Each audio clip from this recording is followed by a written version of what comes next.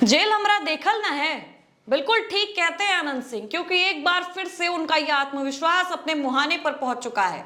अनंत सिंह के तमाम समर्थकों के लिए एक बड़ी खुशखबरी सामने आई है। लेकिन उससे पहले स्वागत है आपका जननीति पर, और मैं अवंतिका आपके साथ। आपको बता दें कि हाथी घोड़े के शौकीन और साथ ही साथ अपने अलग ही स्टाइल के लिए जाने जाने वाले विधायक अनंत सिंह एक बार फिर से सुर्खियों में हैं, क्योंकि आज यानी 3 फरवरी के दिन उन्हें पटना सिविल कोर्ट से एक बहुत बड़ी रिहाई मिली है, जिसके बाद से अब विधायकी पद का शपथ ग्रहण करने पहुंच रहे हैं अनंत सिंह पटना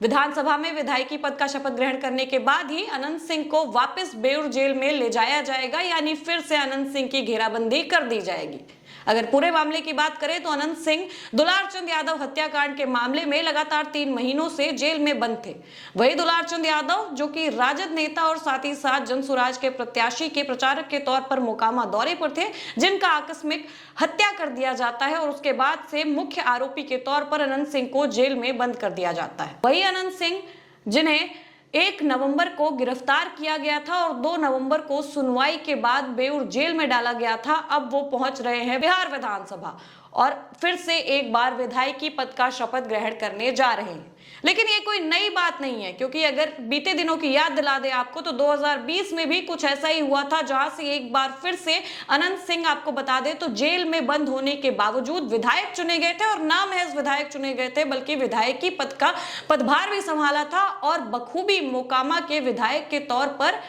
खूब चौड़ में घूम रहे थे। और एक बार फिर से अब जेल में बंद होने के बावजूद भारी बहुमत से अनंत सिंह इस बार भी विधायक चुने गए हैं मोकामा से, और ना सिर्फ विधायक चुने गए हैं बल्कि अब 3 महीनों के इंतजार के बाद से अनंत सिंह विधायकी का शपथ ग्रहण करने जा रहे हैं। लेकिन बीच में कई खबरें चली थी, जहां पर यह तक ठहराया गया था कई न्यूज चैनल्स के द्वारा कि इस बार मोकामा में दोबारा से चुनाव हो सकते हैं और वहां पर अनंत सिंह के परिवार का ही कोई उनकी जगह ले सकता है। लेकिन अब इन तमाम चर्चों पर विराम लग चुका है, क्योंकि अब अनंत सिंह पहुंच रहे हैं विधानसभा और पूरी कड़ी सुरक्षा के साथ, क्योंकि ये रिहाई सिर्फ 1 दिन की है। अनंत सिंह जाएंगे विधानसभा, वहां शपथ ग्रहण करेंगे और शपथ ग्रहण करने के बाद ही वापस से बेउर जेल में बंद कर दिया जाएगा उन्हें, क्योंकि अभी तक अगर बताएं आपको तो इस मामले में उन्हें बेल नहीं दी गई है। अनंत सिंह की बेल एक बार रिजेक्ट हुई और दोबारा से जब हाई कोर्ट में अर्जी डाली गई तो जिस कोर्ट में उनका लिस्टिंग किया गया था, वहां के जज ने